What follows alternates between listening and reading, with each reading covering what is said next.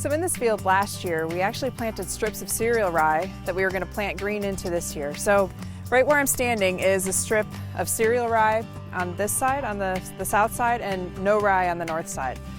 And so you can see when we came in and we planted sunflowers into that cereal rye that there's actually a pretty big difference in the height of sunflower when it comes to planting them in cereal rye versus non-rye. Now I'm not that worried about it because it comes down to the production, but there is a difference that we're seeing as far as sunflower being planted green into cereal rye.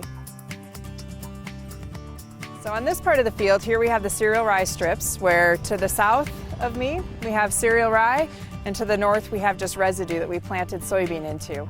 And again, this is that planting green concept where farmers are planting their crop into a living green crop like cereal rye.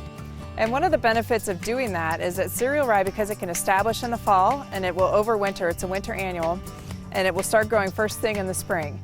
And so on pieces of ground like this, where it can tend to be waterlogged and kind of sloppy in the spring, if you have cereal rye growing already, it's using moisture, it's transpiring that moisture, and it's actually giving a little bit better trafficability when you come to plant.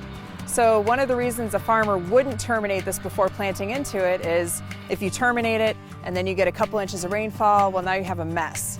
But if you leave it green and you get a couple inches of rainfall, you're still good because you have something growing. So in this field, what we're seeing typically with the beans planted in just residue is that they'll be a little bit shorter than beans planted into cereal rye.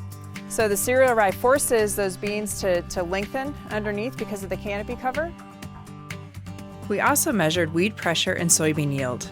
In the non-rye strips, weed biomass was 10 times that of the rye strips before the first herbicide pass. For yields, we saw no difference. Both the rye and non-rye strips produce 42 bushel beans per acre. We have seen similar results at research sites in Richland and Grand Forks counties.